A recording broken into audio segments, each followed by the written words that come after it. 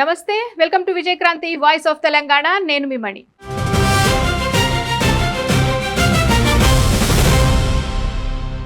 Dressing అనేది సౌకర్యం కోసమే తప్ప షో చేయడం కోసం కాదు. ఎవడో వేసుకున్నాడని మనం కాపీ కొట్టేద్దాం అనుకుంటే అది సూట్ కాకపోగా పైసలు బొక్క కూడా. ఇప్పుడు మన ప్రభుత్వం చేస్తున్నది కూడా అలానే ఉంది. మన ప్రాంతంలో అసలు అవసరమే లేని దానిపై ఏకంగా 100 కోట్ల రూపాయలను వేస్ట్ చేసేందుకు సిద్ధమైపోయింది. అదేంటన్నది ఓసారి చూద్దాం. టైలకు 100 కోట్ల. ప్రభుత్వ విద్యార్థులకు టైల సరఫరా, 3 ఏళ్ల కాలానికి సంక్షేమ శాఖల టెండర్లు, ఏటా 35 కోట్ల చొప్పున ఖర్చు. ప్రభుత్వ నిర్ణయంపై విమర్శలు. వృధా ఖర్చంటున్న మేధావులు, విద్యావంతులు. నాణ్యమైన భోజనం, వసతుల కల్పనకు వినియోగించాలని సూచన. రాష్ట్ర వ్యాప్తంగా ప్రభుత్వ రెసిడెన్షియల్ పాఠశాలలు, సంక్షేమ వసతి గృహాల విద్యార్థులకు టైల పంపిణీ కోసం భారీ వ్యయానికి ప్రభుత్వం సిద్ధమైంది.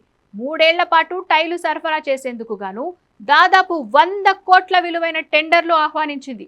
కేవలం టైల కోసం ఇంత భారీ మొత్తాన్ని వెచ్చించడంపై మేధావులు, విద్యావేత్తలు, రాజకీయ వర్గాల్లో చర్చ మొదలైంది.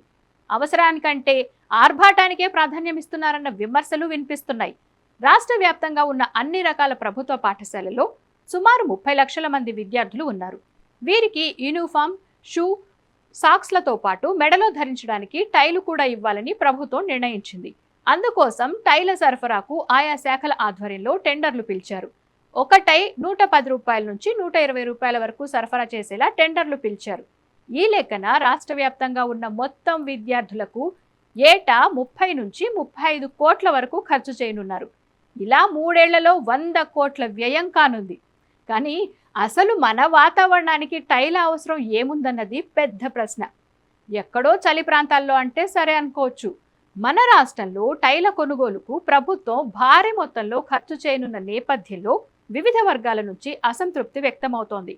చాలా పాఠశాలల్లో నేటికి కనీసం టాయిలెట్స్ కూడా లేవు, సరైన క్లాస్ రూమ్స్ లేవు, ప్రహరీ గోడలు లేవు.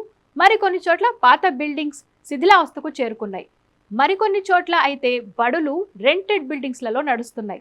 ఆ 100 కోట్ల రూపాయలను వీటి కోసం వాడితే బెటర్ అన్న వాదన వినిపిస్తోంది. మరి ప్రజాధనాన్ని వృధా చేయకుండా ప్రభుత్వం ఈ విషయంపై మరోసారి ఆలోచిస్తుందో లేదో చూడాలి.